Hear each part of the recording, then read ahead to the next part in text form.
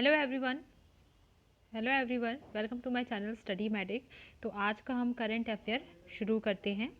हमारा पहला क्वेश्चन है, किस न्यायालय ने केंद्रीय जांच एजेंसियों के सभी पुलिस स्टेशनों और कार्यालयों में अनिवार्य तौर पर सीसीटीवी कैमरे लगाने का निर्देश दिया है? Delhi high court, Madras high court, Allahabad high court या सुप्रीम कोर्ट? प्रश्न है कि केंद्रीय जांच एजेंसियों के सभी पुलिस स्टेशनों और कार्यालयों में अनिवार्य तौर पर सीसीटीवी कैमरा लगाने का निर्देश दिया है, किस न्यायालय ने? तो इसका सही उत्तर हमारा क्या है? इसका सही उत्तर है हमारा सर्वोच्च न्यायालय ने मतलब सुप्रीम कोर्ट ने 2 दिसंबर 2020 को देश भर के थानों में सीसीटीवी लगाने का निर्देश जारी किया है। सुप्रीम कोर्ट ने देश भर के राज्यों और केंद्र शासित प्रदेशों को निर्देश दिया है कि सही भावना से कोर्ट के आदेश को लागू कराएं। सुप्रीम कोर्ट ने केंद्र सरकार को सीबीआई, प्रवर्तन निदेशालय ईडी और राष्ट्रीय जांच एजेंसी समेत जांच ऐसी एजेंसियों के दफ्तर में सीसीटीवी व रिकॉर्डिंग उपकरण लगाने का निर्देश दिया है जिनके पास गिरफ्तारी करने व पूछताछ करने की शक्ति है। सुप्रीम कोर्ट ने कहा है कि नारकोटिक्स कंट्रोल ब्यूरो, राजस्व इंटेलिजेंस विभाग और गंभीर धोखाधड़ी जांच कार्यालय समेत ज़्यादातर जांच एजेंसियां सहित देश के सभी थानों में सीसीटीवी लगाना अनिवार्य है। तो इसका जो हमारा किसने निर्देश दिया है? ये दिया है सुप्रीम कोर्ट ने सभी थानों में जो सीसीटीवी कैमरा लगाने के लिए निर्देश दिए हैं सभी राज्यों और केंद्र शासित प्रदेशों को। आगे चलते हैं हम नेक्स्ट क्वेश्चन की तरफ।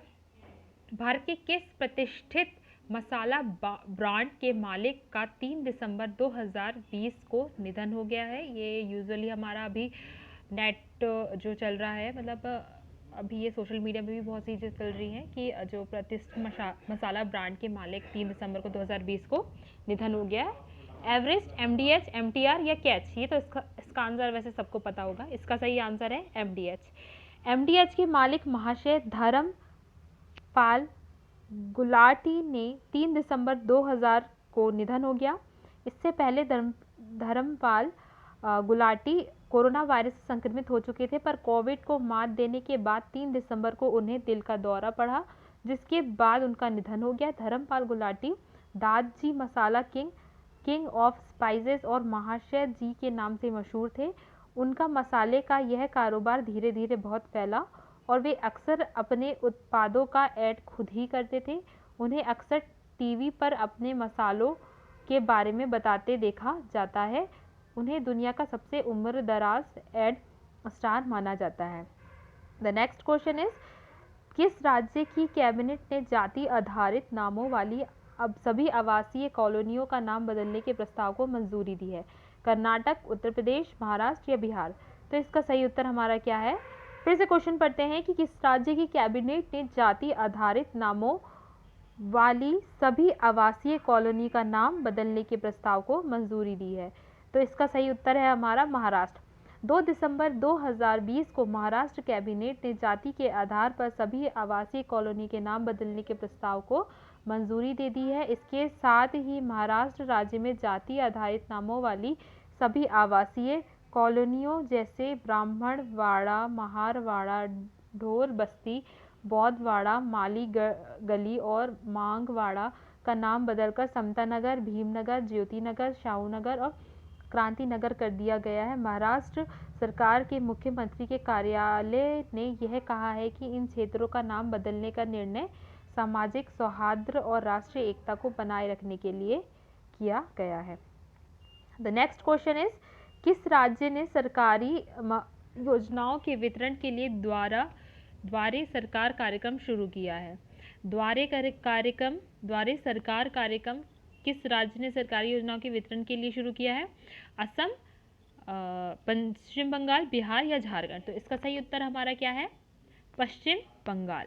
पश्चिम बंगाल सरकार ने अपने राज्य में विभिन्न सरकारी योजनाओं की डोर स्टेप डिलीवरी के लिए इस 1 दिसंबर 2020 को द्वारे सरकार कार्यक्रम नाम से एक विशाल आउटरीच कार्यक्रम शुरू किया है। बंगाल की तृणमूल कांग्रेस ने वर्ष 2021 में राज्य में होने वाले विधानसभा चुनाव को ध्यान में रखकर इस मुहिम की शुरुआत की है।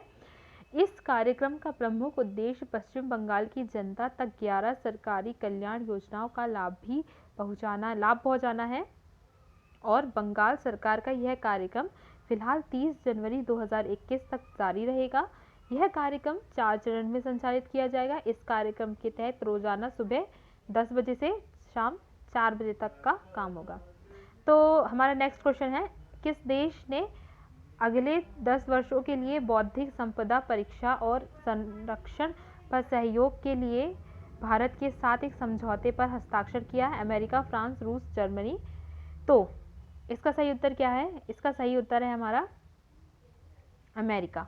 भारत और अमेरिका ने अगले 10 वर्षों के लिए बौद्धिक संपदा परीक्षा और संरक्षण पर सहयोग करने और दोनों देशों में आईपी सिस्टम को मजबूत करने के लिए एक समझौते पर हस्ताक्षर किया है।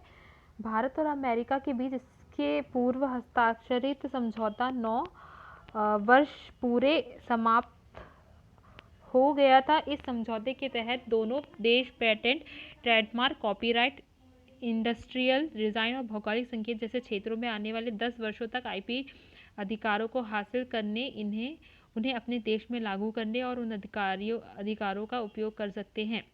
इस समझौते के बाद भारत और अमेरिका के बीच बौद्धिक संपदा प्रणाली में मजबूती आएगी और नवाचार के साथ साथ परस्पर विश्वास भी बढ़ेगा। तो हमारा अगला प्रश्न है, भारत के किस राज्य की विधानसभा ने अपने राज्य में ऑनलाइन गेमिंग पर प्रतिबंध लगाने वाला विधेयक पारित किया है? तमिलनाडु, आंध्र प्रदेश, तेलंगाना या फिर महाराष्ट्र। तो इसका सही उत्तर हमारा क्या है? आंध्र प्रदेश। आंध्र प्रदेश विधानसभा ने 1 दिसंबर 2020 को आंध्र प्रदेश गेमिंग संशोधन विधेयक 2020 को ध्वनि मत से पारित कर दिया, जिसके बाद राज्य में ऑनलाइन गेमिंग पर प्रतिबंध लगा दिया गया है। इस बिल पर बोलते हुए आंध्र प्रदेश के मुख्यमंत्री वाई.एस. जगन मोहन रेड्डी ने यह कहा है कि राज्य में कुछ युवाओं द्वारा ऑनलाइन गेम खेलने के बाद कर्ज में फंसने के बाद उनके आत्महत्या करने के कारण यह बिल पेश किया गया था। राज्य के गृह मंत्री के अनुसार ऑनलाइन गैम्बलिंग, जुआ समाज में आपराधिक व्यवहार को प्रेरित कर सकता है और धोखाधड़ी और मनी लॉन्ड्रिंग जैसे संगठित अपराधों की संख्या में वृद्धि कर सकता है। हमारा अगला प्रश्न है, भारत ने 2 दिसंबर 2020 को संयुक्त आयोग की 7वीं बैठक किस देश के साथ आयोजित की है? तंजानिया, जॉर्जिया, आर्मेनिया या फिर सूरीनाम। तो इसका सही उत्तर हमारा है सूरीनाम। विदेश मंत्रालय ने यह बताया है कि भारत सूरीनाम संयुक्त आयोग की 7वीं आभासी बैठक दोनों देशों द्वारा 2 दिसंबर 2020 को आयोजित की गई थी। इस बैठक के दौरान दोनों पक्षों ने द्विपक्षीय संबंधों की समीक्षा करने, राजनीतिक संवाद को गहरा करने में मौजूदा प्रणाली के महत्व पर चर्चा करने के साथ साथ बहुपक्षीय और क्षेत्रीय सहयोग पर विचार का आदान प्रदान किया।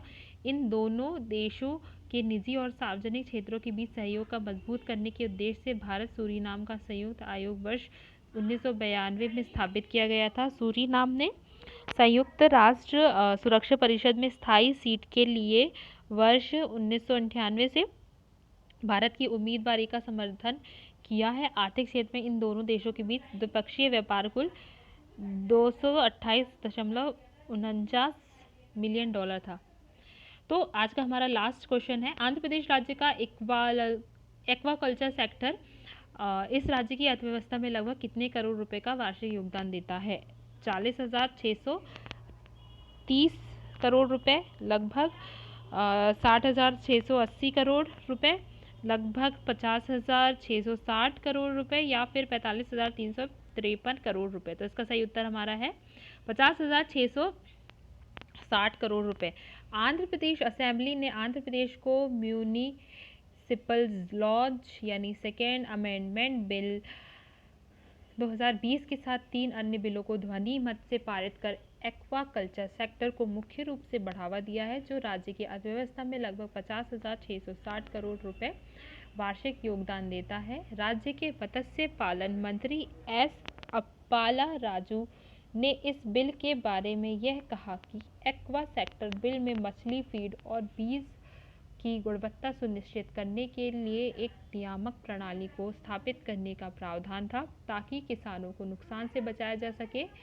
एक्वा सेक्टर से संबंधित 3 बिल हैं, AP fish feed, quality control bill, AP aquaculture बीज गुणवत्ता नियंत्रण संशोधन विधेयक और आंध्र प्रदेश मत्स्य विश्वविद्यालय विधेयक 2020।